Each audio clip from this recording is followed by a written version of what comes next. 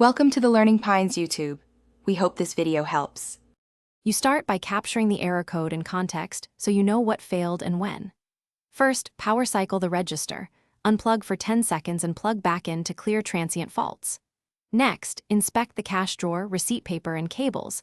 Loose or empty supplies commonly mimic system errors.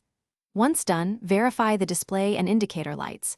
They tell you if the issue is hardware, power, or connectivity related, which directs your next targeted step. You should now move to diagnostics and reconciliation to understand deeper causes. Access the service menu or diagnostics mode to test printer, drawer, barcode scanner, and network interfaces. Run each test and log failures. Close the current sales batch and reconcile the till so you avoid data loss. Make a backup if possible.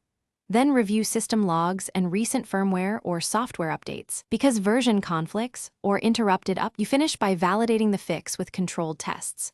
Run 3 sample transactions, sale, refund, and a receipt print, to confirm payment processing, drawer operation, and printer output all work. Print a Z report and archive it so you have an audit trail and proof of resolution. If the error persists, document the exact error code and steps already taken. Try one final power cycle, and escalate to vendor support or replace the failing module. That log expedites troubleshooting and repair.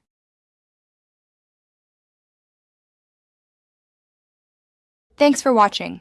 Consider subscribing if we helped you.